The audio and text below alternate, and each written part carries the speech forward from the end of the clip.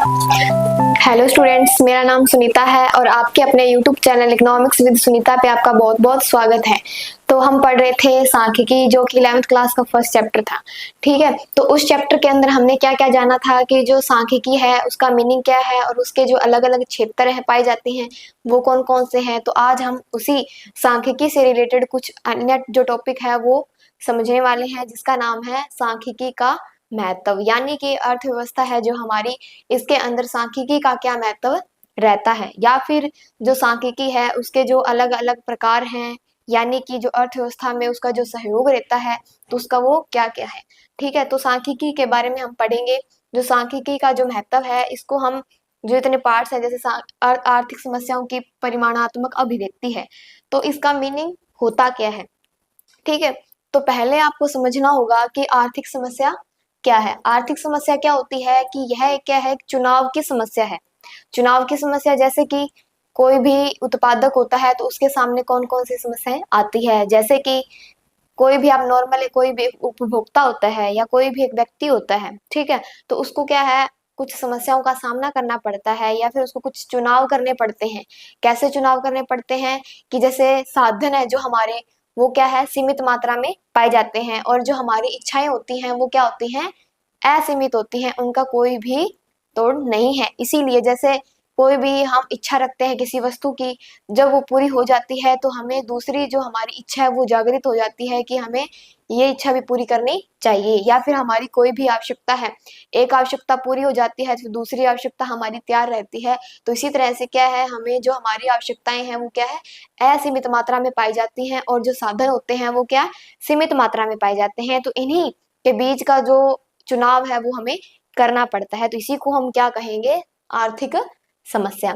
अब आर्थिक समस्याओं की परिमाणात्मक अभिव्यक्ति क्या होती है, इसके अंदर क्या है, कोई भी एक आप एग्जांपल से समझें। जैसे कि बेरोजगारी है अर्थव्यवस्था के अंदर, या हमारे देश के अंदर क्या है, बेरोजगारी का स्तर जो है बहुत बड़ा है, बेरोजगारी बहुत ज्यादा पाई जाती है।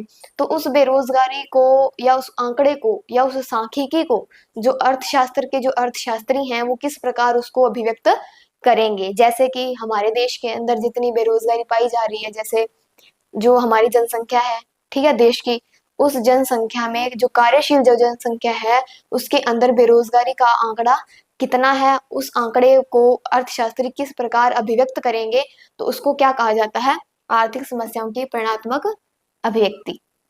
ठीक है, फिर हम बात करते हैं अंतर क्षेत्रीय तथा अंतर समय तुलनाएं।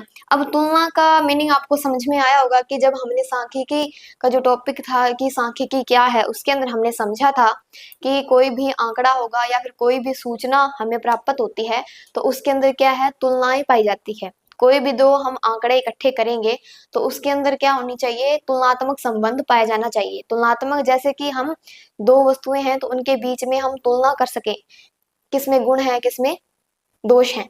तो इसी तरह से जब अंतर क्षेत्रीय या अंतर समय तुलनाओं का मीनिंग क्या है कि कोई भी, जब कोई भी देश है तो दो देशों के बीच में जब बेरोजगारी का जो स्तर है या उसका जो ढांचा है वो हम प्रस्तुत करते हैं तो उनके बीच में कुछ तुलनाएं पाई जाती है। ठीक है, जैसे कि जो ग्रामीण बेरोजगारी है वो कितनी है, या फिर जो शहरी बेरोजगारी है वो कितनी मात्रा में पाई जाती है, तो उन दोनों बीचों या उन दोनों बीच में अंदर जो तुलना की जाती है उसको हम बोलते हैं अंतर क्षेत्रीय तुलना।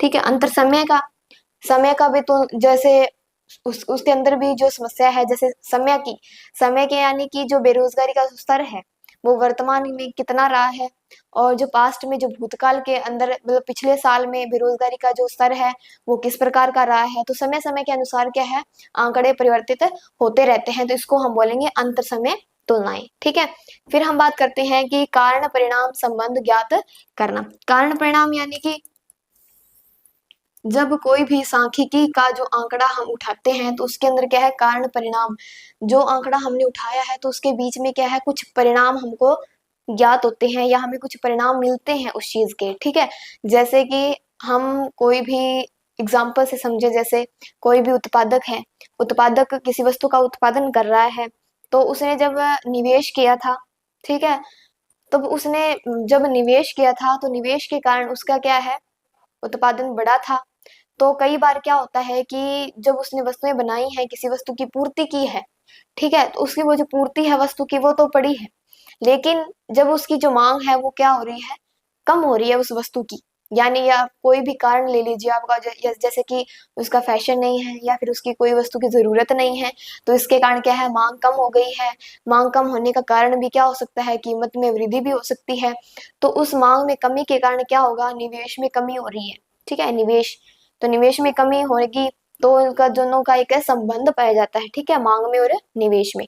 तो इसका कारण क्या होगा कि जो अर्थशास्त्री हैं वो क्या करेंगे, मांग को बढ़ाने के लिए या निवेश को बढ़ाने के लिए क्या करेंगे, कुछ सुझाव देंगे अपनी तरफ से।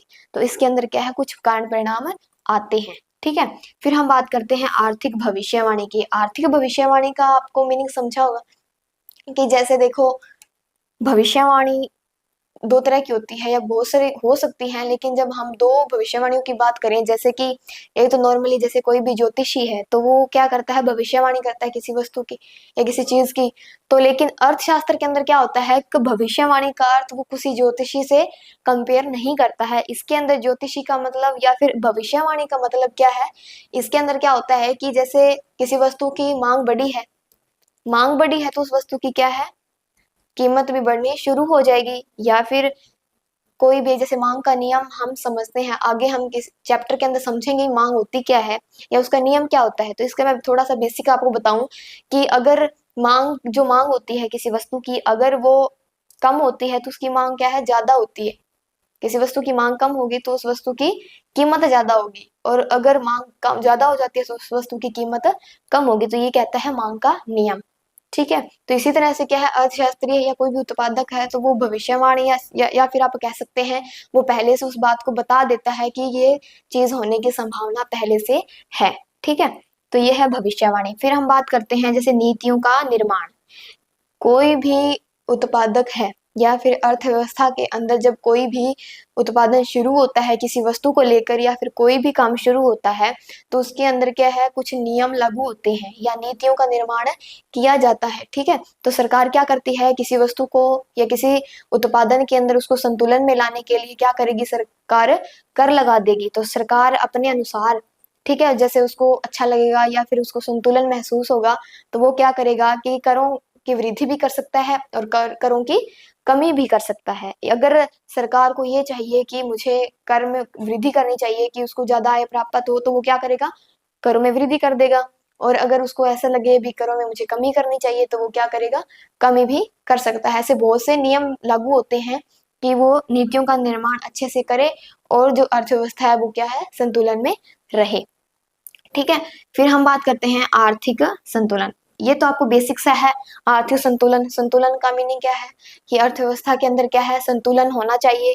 संतुलन नहीं होगा तो क्या होगा, जो अर्थव्यवस्था है वो अस्त व्यस्त हो सकती है और कोई भी उत्पादक है या फिर उसको कोई भी हानि भी महसूस हो सकती है। तो इसीलिए क्या होना चाहिए, अर्थव्यवस्था के अंदर या फिर किसी उद्योग के अंदर जिस वस्तु का उत्पादन हो रहा है उसके अंदर क्या होनी चाहिए, संतुलन होनी चाहिए, या फिर उसको नियंत्रित करने का कोई भी सिद्धांत लागू होना चाहिए, कोई रूल लागू होना चाहिए, ताकि जो सांख्यिकी के जितने भी आंकड़े हैं या अर्थव्यवस्था है हमारी, उसके अंदर संतुलन स्थापित हो सके। कई बार क्या होता है कि मंदी भी आ जाती है बाजार के अंदर, कभी तेजी आती है, कभी संतुलन होता है।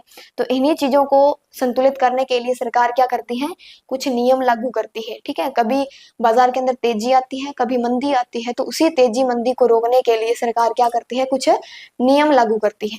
ठीक है, तो ये थी हमारी सांख्यिकी का महत्व क्या है, समझ में आया आपको। और अगर आपको कोई भी डाउट लगता है तो आप मुझसे शेयर जरूर करें, और वीडियो अच्छी लगी हो तो इसको लाइक कमेंट एंड शेयर करें, और इस चैनल को ज्यादा से ज्यादा सब्सक्राइब करें। तो मिलते हैं अगले नए चैप्टर के साथ, तब तक के लिए बाय एंड थैंक यू।